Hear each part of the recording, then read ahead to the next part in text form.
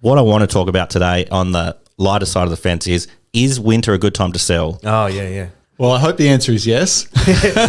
'Cause tomorrow my house goes up for sale. So I'm hoping the answer is yes to this topic. Going once, going twice, sold. You're listening to The Property Pod. All right, guys, welcome back to The Property Pod, your weekly engagement into real estate in the Hobart marketplace. I'm your host, Aaron Horn, and I'm stoked to say that from here on out, we're going weekly for the rest of the year. I was going to say, I thought we were bi-weekly these days as...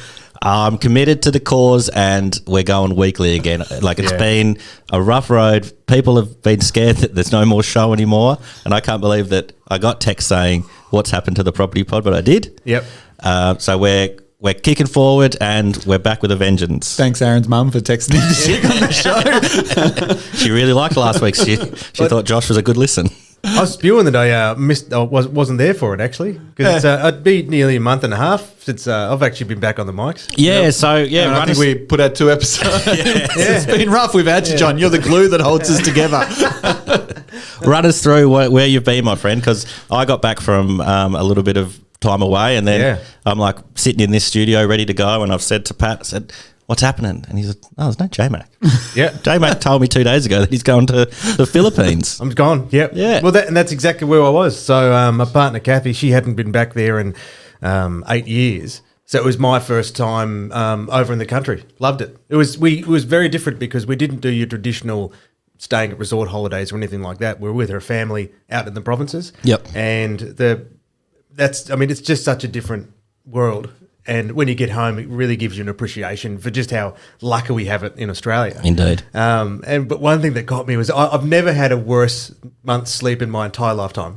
It was I was absolutely wrecked by the time I got back. You had to have a little holiday from your holiday. Well, that's why I was home for a week before I could get back to work. 'Cause I was in bed until like 1 o'clock every day until Thursday, and the only way I got back on my must have been jet lag and normal sleeping was on Friday, Saturday night. I ended up buying a bottle of red wine, drunk all of it, slept like a baby, and woke up at a normal time, and I was healed. You've hit the reset button and you're all good. Yeah, it was biblical. McGregor reset bottle of wine. yeah, exactly. It was great. Your dad's a fond lover of that reset as well, isn't he? That's probably that's. I think it's the Scottish cure. It has to be The Scottish cure. The Scottish cure, don't mind that at all. Yeah. But yeah, just give us a quick rundown of your time there. So it was a surprise for Kathy's mum. Her whole family. For everybody. One of her brothers knew the whole scam because she'd been spending about a couple of months trying to get the house that she bought and built for them years ago. Yep. Prepared a little bit more for us too because it's summer over there, so it's 30 degrees constant. So it's hot as. Yep. And I mean, she's not acclimatized to that weather either. So we had in our bedroom just an air conditioner so you could retreat to it if you needed to. So you just come out, sweat like sweat bullets, and then all right, need 5 minutes respite, go back into the room, come back out ready for the world again. Yeah, so you're saying like just generally day to day they're not using aircon at all, and they had to kind of bring it in for the Western influence to be like, we need to. Well, she just in our bedroom as well. Yeah. So it looked pretty bad, but I don't think anyone. None of the brothers or cousins and uncles and aunties and cousins paid any attention because that was the thing, man. There were people running around everywhere. Yeah, wow. She's got this because in that little province in the pocket, her Andron family name in Cordoba, there's so many there's aunties and uncles all in that area. Yeah, fantastic. So then the house was just a drop-in centre while we were there, and it was just feed people. I'm not being malicious in that statement. It was just funny because that's exactly what was happening. Yeah, well, I guess like sharing meals and sharing food with family is kind of one of the best things you can do, and it's a great way of learning so much about each other. So yeah, having all these people come back and obviously see her that have missed her, and then to be able to say like, let's break bread. Exactly. And yeah, that sounds fantastic. Well, one of the first ones was to learn how to share the beers with the brothers. And there's the words like tagay or something. I'm getting that wrong. But rather than you have a beer, I have a beer, and we all just cheers. Is it you have a glass, then I'll pour it for you, then you pour it for the next person, then you pour it for the next person. We swap the glass while drinking this beer called Red Horse, which is the litre beer that we could get like 6.9%.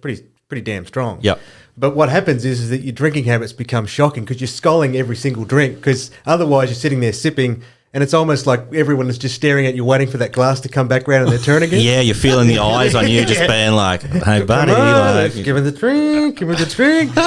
So the second we walk in there, there was I got in, I settled down for 5 minutes, and then one of the neighbours came along, gave me a glass of beer to scull, which I didn't. It was just skull, and then it went around so fast. I hadn't even thought I'd got another few glasses in. I was starting to feel a bit woozy, and then another came in and had this coconut wine that they had, and they gave me a glass of that. And so we hadn't been there for 30 minutes, and I was already half drunk. So we hadn't had a chance to unpack the bags.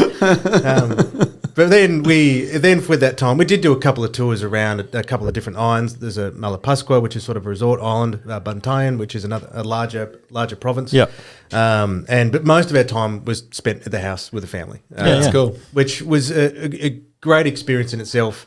And at the same token too, we needed to, when we got a bike, we just needed to go away because there's so many kids running everywhere. So I'd walk out the door and you hear this, Daddy John, Daddy John, Daddy John, Daddy John. So you'd be playing with the kids. I'd go, phone, look at YouTube. And so then I just like go back to the room, take 10 minutes, cool off, then come back out, Daddy John, Daddy John, Daddy John. It sounds awesome. Yeah, it sounds like a really cracking trip. You've come back with a new lease on life, obviously after your Scottish cure. Yeah.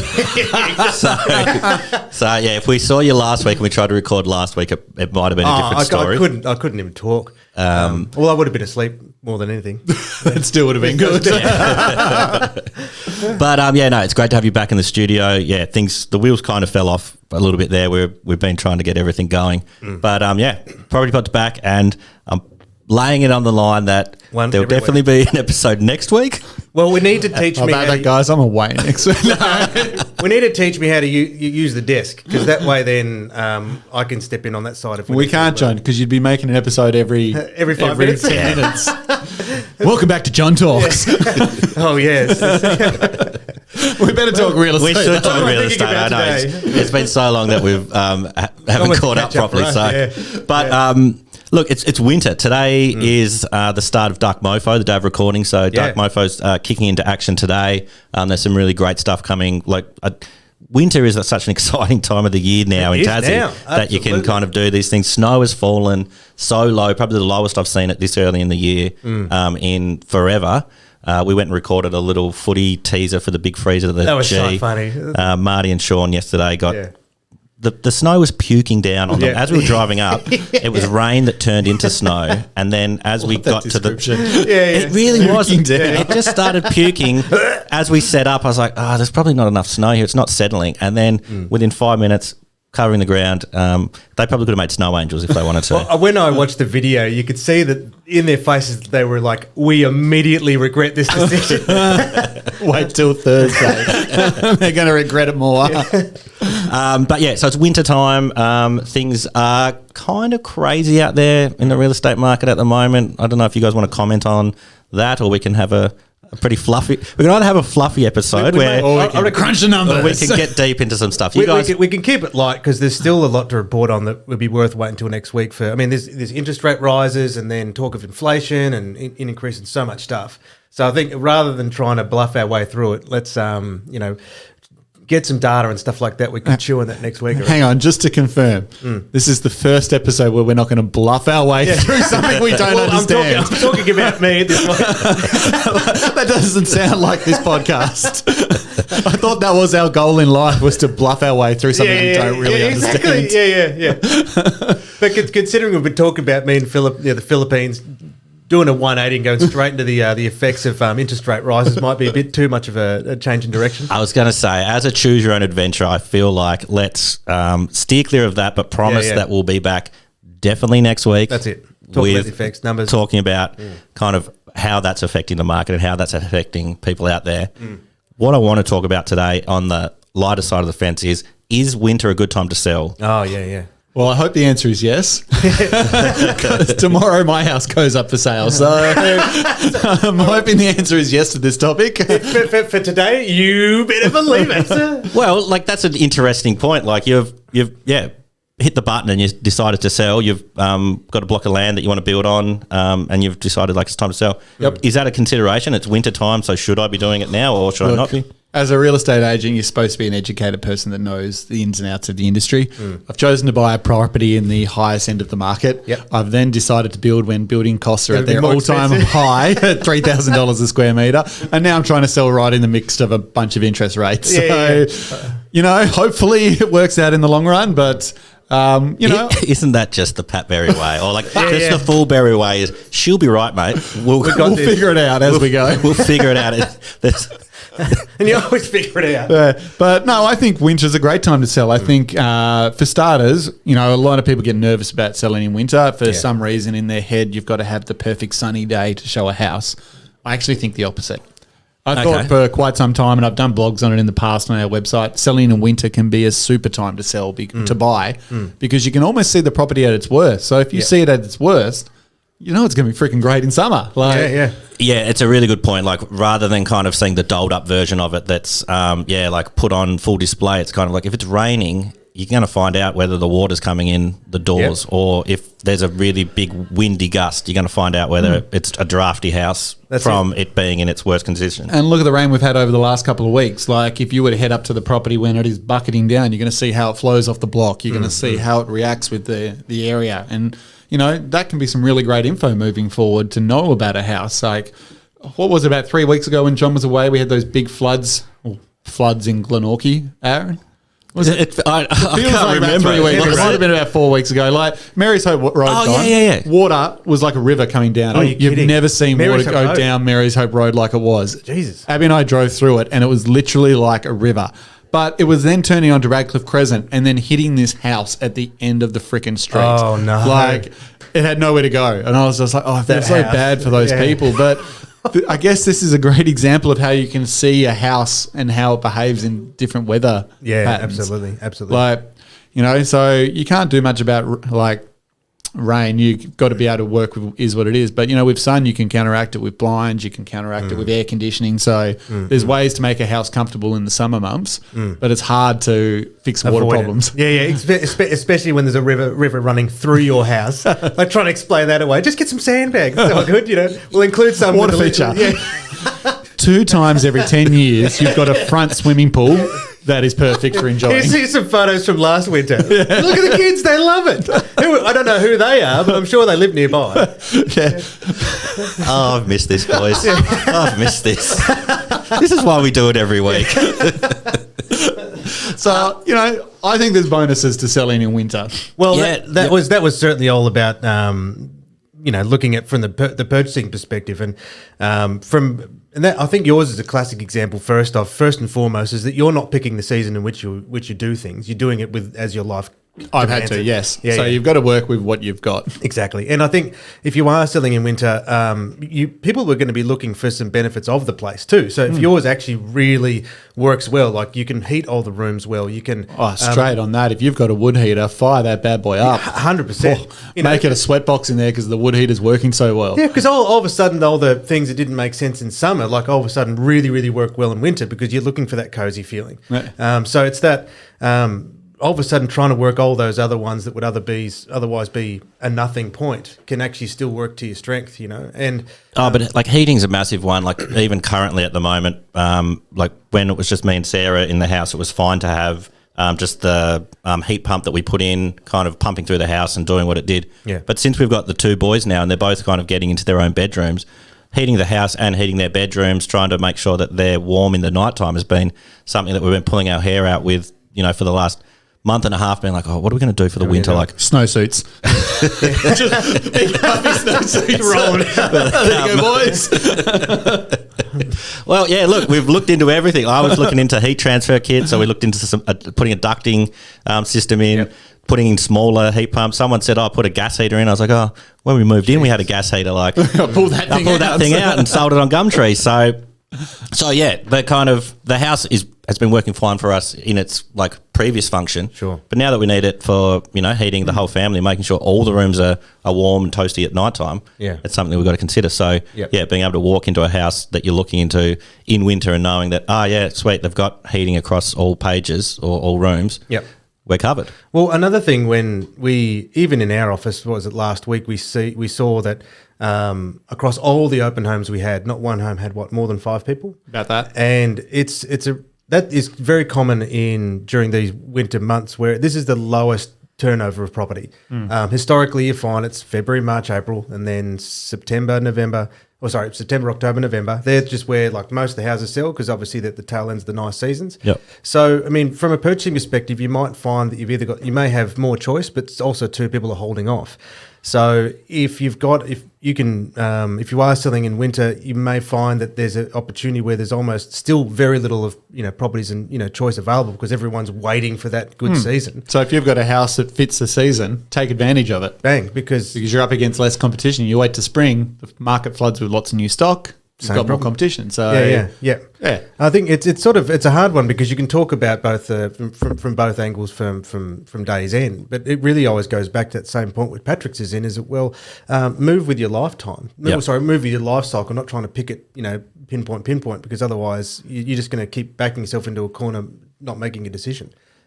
Well, guess the thing I was thinking while you were describing that from the buyer's point of view is like if you're going out to the open homes on the Saturday, like the weather's crappy, it's raining, it's snowing, it's doing the things that aren't very nice. Like you're a motivated buyer. Like you're not just thinking like, there you go. I like that, Aaron. Exactly right. You're not just thinking like, oh, what are we going to do Saturday morning? Oh, let's go have a sticky beak at some places. Because This like, guy's got free coffee. We'll go here. Yeah, not bad actually. Yeah, like sometimes last Sunday I was jonesing for a really nice coffee and Taroo was closed because of the Albert Road market. Yep. And I was just like, what am I going to do? Like, how am I going to sort this out? It's hard to do. So maybe you got to find open homes. No, but yeah. But then that defeats your purpose when there's not serious buyers. No, I've out-argued myself like I did. Yeah. Me and Pat were having an argument at his house about James Bond yesterday. Oh, really? And I was on one side, he was on the other. Yeah. By the halfway through, he argued himself out of the conversation, agreed that I was right. I don't know if I agreed he was right. I just agreed that Moving on, he did. Yeah. I was right. Just had to back out before you really put your foot in it to go sell up. Getting off topic though, you raised a valid point that buyers that attend open homes in ordinary weather and bad seasons, they're looking motivated. 100%. They're serious buyers that you're probably working with. Yeah. And the other side of the coin with that is that they're motivated and there's probably less competition amongst like all these other people that are showing up. So you know that, if people are coming, that your place is interesting. People are looking into it and they want to know about it. Yeah. I had another point and it raced out of my head. It translates also to in the contracts that we're negotiating because all the foundational stuff of displaying your property still counts no matter what market it is, presentation and pricing, etc. And we are starting to find we're having one-on-one negotiations again versus 3, 5, 10. Sometimes we had properties with 30 contracts. Yep. So to me, it sort of shifts to what you could call almost just like a normal market. Properties take 2, 3, 4 weeks. That's common. It's just we've been spoiled, I suppose, over the last few years to expect that everything goes. But that's a very small blip in what is historically a normal market, which it takes a little bit of time. You've got to find that right buyer. You've got to take a little bit longer with negotiation. So when we move into winter and all these little factors start to scare people away, going, oh my God, why isn't it moving? Why isn't it moving? It's like, it's okay. Relax. It's the serious buyers are out there. There's just you're not dealing with 30 people that are just enjoying the nice weather. It will sell, tick off all the right boxes. And hopefully from the purchaser's perspective, you're getting a much more honest perspective on the home because of the weather that it's going up against. God, he speaks wisdom, doesn't he? I've missed that. I know. Tell me about it. Just wraps it all up in a nice little souvlaki just consume and... Don't know why I went with souvlaki either. Just trying to think of a food that got wrapped up. Souvlaki.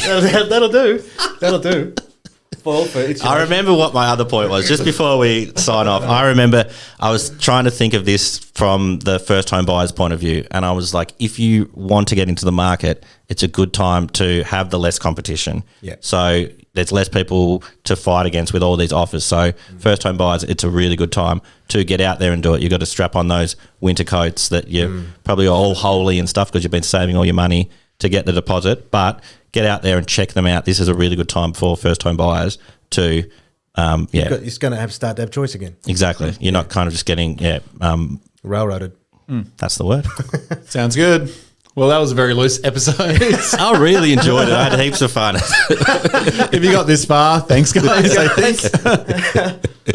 No, John, it's great to have you back. It's good to be back. It's good that you had a really good time away in the Philippines. Yeah, exciting for everything that's coming ahead for 414 Property Co. And watch this space. We promise to be back next week. And the week after that. All right, thanks, guys. See ya. You have been listening to The Property Pod, recorded and edited by 414 Media House in conjunction with 414 Property Co. This podcast is general information only, and the thoughts and views expressed is the opinion of our panel, and listeners should always seek then use their own investigation into any topic we discuss to ensure they fully understand their own situation. It does not constitute and should not be relied on as purchasing, selling, financial or investment advice or recommendations, express or implied, and it should not be used as an invitation to take up any agent or investment services. No investment decision or activity should be undertaken on the basis of this information without first seeking qualified and professional advice.